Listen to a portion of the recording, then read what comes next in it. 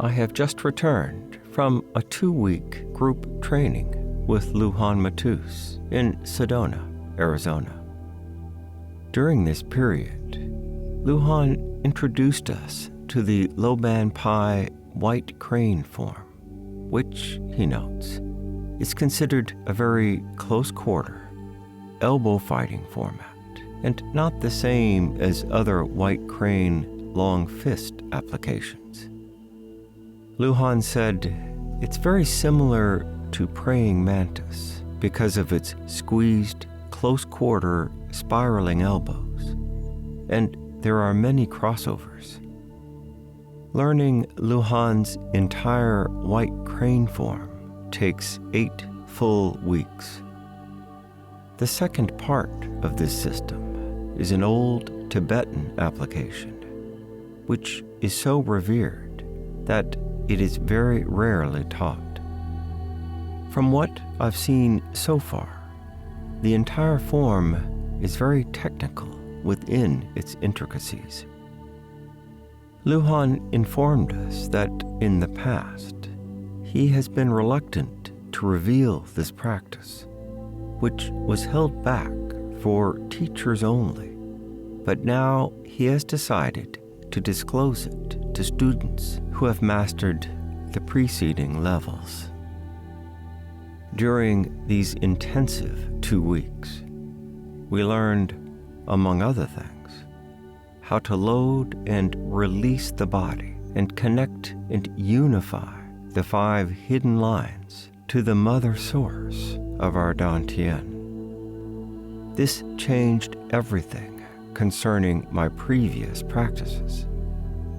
We also learned the intricacies of posture and how this can connect us to spirit, and how to cultivate Pung, the floating energy, a vacuous component of the 8 intrinsic powers, which is produced by opening the Dantian and closing the Ming Men, then closing the Dantian and opening Ming Men.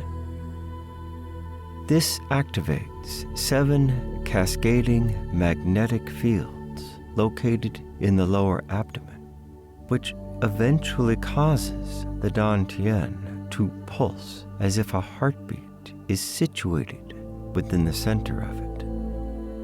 I have not yet learned how to make the Dantian pulsate like this, and I am looking forward to getting to that stage.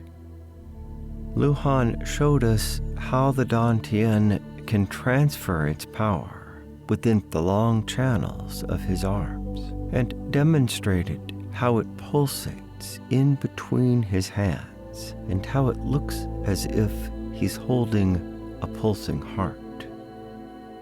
At this point, we noticed a white mist appearing in between his palms. Lujan said this phenomenon results from the unification of photons cooperating with the practitioner's attention. He said this brings about a cosmic entanglement that will cause advanced species from distant galaxies to notice the advancement of one's potential, a very rare subject about which he spoke briefly. The white mist is what Lujan will require his future teachers to produce. Returning to the subject of Pung, this is one of the most potent energies within the 8 elements. Lujan says without it, the other 7 will not be internally operational.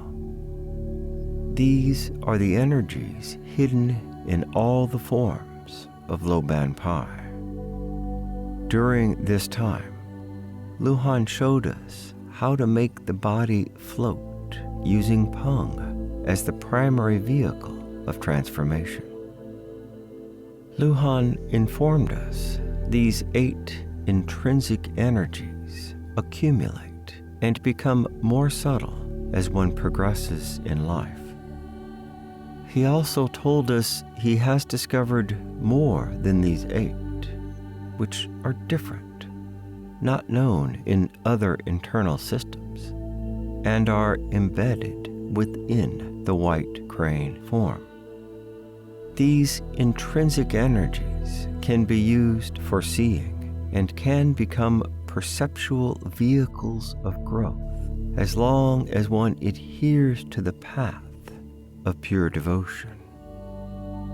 One of the magical experiences we encountered in Lujan's office was watching him demonstrate the power of Jinn, a word used to define the expression of the 8 intrinsic powers hidden within the body and generated through the low-band pi system, using little to no physical force. The other students and I watched as Lujan caused more than one of us to lose balance completely and get tossed across the room. One student said it was like he was swirling as if caught in a whirlwind, while the other foot felt as if it was slipping on wet ice. But the remarkable demonstration of Jinn, which we witnessed, is only a part of the story. Simply entering Lujan's office is an experience in and of itself, for it is a powerfully sealed space. Through Lujan's being and carefully chosen artifacts, the room becomes a perceptual field, allowing students to change profoundly within their evolutionary process. Being in Lujan's office is not unlike going into a temple and spending time with a tuku, a reborn lama. Years ago, in a Tibetan center in the Canary Islands, Lujan was identified as a tuku, and because of this, he was the first Westerner permitted to teach in that center. What I'm trying to say is there is a sacredness to the space in which Lujan teaches, which reflects the sacredness exemplified in Lujan Matus. Studying with him in this consecrated space is a gift beyond measure. Lujan is a teacher of teachers, and this becomes clear as soon as one is confronted with his strength, focus, and commitment. Beyond this, concerning who or what he is, I cannot say, not because I don't wish to, but because I don't know. There is his love, of course, an expansive kind of love that knows no boundaries.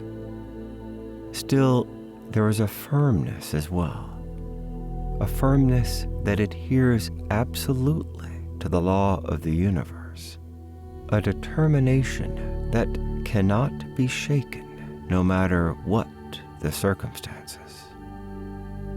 Through and within Lujan's unshakable commitment to himself and his students, we could locate our central lines, the center from which all things flow. The central line is not part of the intrinsic power of Jinn, but is an alignment of one's perceptual focus and allows you not to alter from the pure personality you are meant to express in life. Each of us left the room with his or her own personal sense of renewal, a feeling of having found our center, our true north, our axis mundi, a feeling of completion and a sense of renewed resolve, of knowing how to behave, how to take the next steps forward into our lives, into our unshakable love, into our true beingness. The law is so simple. Adhere to the Godhead and hold fast to your fellow human beings. Yet the struggle within this life often feels so overwhelming. The obstacles, pain, confusion, disappointment, and sorrow can so easily engulf us and, if we're not careful, can crush the sovereign spirit within that we are meant to become. To counteract these emotions, we must strengthen body, mind, and spirit. Lujan Matus has the capacity to do this and more, and white crane is the central jewel of this dynamic system. It is a beautiful form, the power of which surpasses my understanding, but as I go through the movements, I feel its potential and can already witness its power in my life. Lujan teaches that each of us has one type of energy that must be followed with devotion. This is a distinct process individualized within each personality and difficult to discover unless we are immersed in it. It is not unlike being absorbed in a deep state of divinity that unifies us, yet shows us the individual path we must follow and adhere to with utmost devotion. Lujan has the energy and capacity to allow each student to realize his or her divine pathway, which must then be placed upon what he calls the altar of one's perception. Devotion to the necessary action required to walk the path of life is of utmost importance, and a blend of karma and bhakti yogas, which also requires unattachment to the outcome of one's actions. This is meticulously described in the Bhagavad Gita, which Lujan asked us to listen to in order to apply these inherent truths within the Lujan Matus system. During the first few days of class, as I listened to the Bhagavad Gita and was introduced to the basics of karma yoga, the yoga of action, and bhakti yoga, the yoga of devotion, my heart was opened to this path. Though I see now, I still retained much resistance to the teachings. As the days went on, Lujan began to focus on these resistances, and as he spoke to me with that firmness for which he is known, I was forced to look deeper and deeper within. He compelled me to recognize the lies I tell myself about myself. As I twisted away from the truths he was revealing, I realized I no longer had anywhere to hide.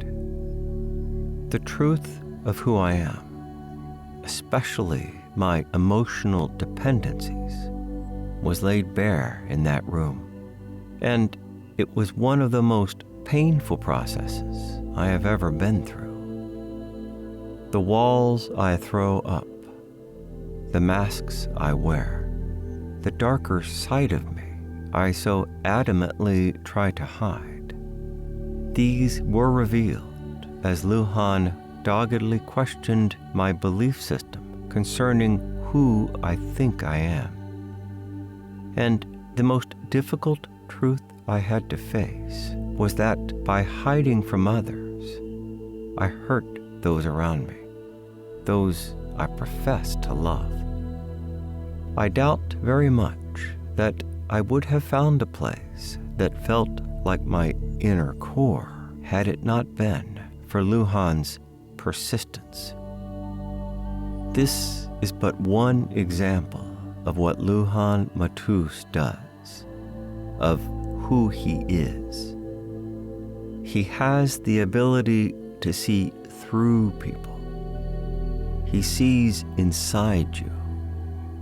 Then, through his rare blend of humor, intelligence, absolute love, dedication, devotion, and authority, he allows those around him to rise to their best selves. Because he understands his own unlimited transformational potential, he is endowed with the power to transform those around him. His is a rare gift. So I ask you to take heart upon your path and know there is an individual in the world who can open these doors of perception to reveal the gateway that make known the self and its place in the wider world. Know that you are strong, and that there are those who are prepared to help, to show the way, as difficult as it can be. Lujan Matus is one of those individuals, and, I believe, one of the Most High.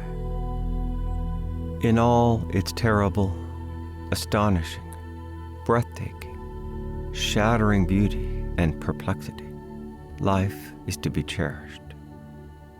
I only wish I had the words to help you feel this, to move you beyond your beliefs. I can only leave you with the knowledge that you are enough, and there are those who exist to lift you, and Lujan is here in our time and is a gift beyond value to be honored and revered. Christ tells us that 3 things last forever: faith, hope, and love. And the greatest of these, he said, is love, which is experienced within profound devotion to one's path. Lujan Matus embodies this devotion and lives it in every moment of his existence, manifested most intensely in his relationship with his wife, Mizpah. The love and devotion between these two exquisite beings is a wonder to behold.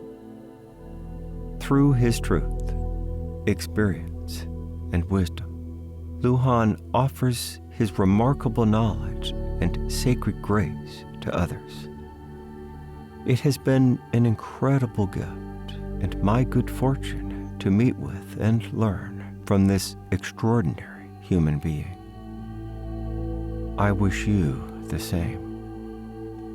Elizabeth.